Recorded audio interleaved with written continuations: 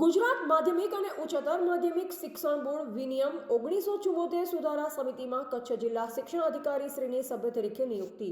અખિલ ભારતીય રાષ્ટ્રીય શૈક્ષણિક મહાસંઘ કચ્છ દ્વારા તેમને અભિનંદન સહ હાર્દિક શુભકામનાઓ પાઠવવામાં આવી. ગુજરાત માધ્યમિક અને ઉચ્ચતર માધ્યમિક શિક્ષણ બોર્ડ ગાંધીનગરની રચના ગુજરાત માધ્યમિક અને ઉચ્ચતર માધ્યમિક શિક્ષણ અધિનિયમ 1972 ની કલમ 3 હેઠળ કરવામાં આવેલ.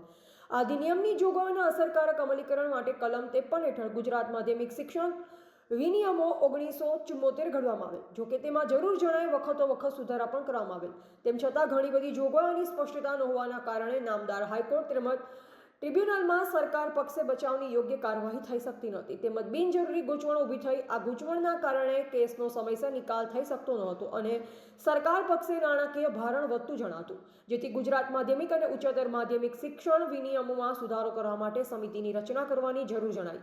જેથી ગુજરાત માધ્યમિક અને ઉચ્ચતર માધ્યમિક શિક્ષણ વિનિયમો 1974માં સુધારો કરવા માટે અધ્યક્ષ ગુજરાત માધ્યમિક અને ઉચ્ચતર માધ્યમિક શિક્ષણ બોર્ડના અધ્યક્ષ સ્થાને સમિતિના સભ્યોની નિમણૂક કરવામાં આવી છે.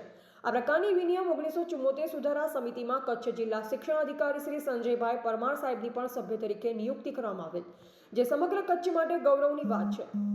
આ બદલ અખિલ ભારતીય રાષ્ટ્રીય શૈક્ષિક મહાસંઘ કચ્છ ગ્રાન્ટેડ તેમજ સરકારી માધ્યમિક ઉચ્ચતર સંવર્ગ દ્વારા તેમને અભિનંદન પાઠવી સાલ તેમજ રાષ્ટ્રવાદી કેલેન્ડર વડે તેમનું સન્માન કરવામાં આવેલ.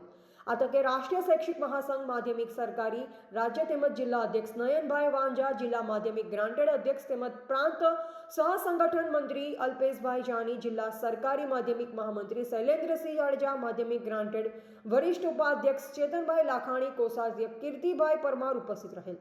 એવું રાષ્ટ્રીય શૈક્ષિક મહાસંઘ કચ્છ ગ્રાન્ટેડ માધ્યમિક પ્રચાર પ્રમુખ કિશનભાઈ પટેલની યાદીમાં જણાવેલ. રિપોર્ટર રમેશભાઈ ભાનુશાલી, નલિયા.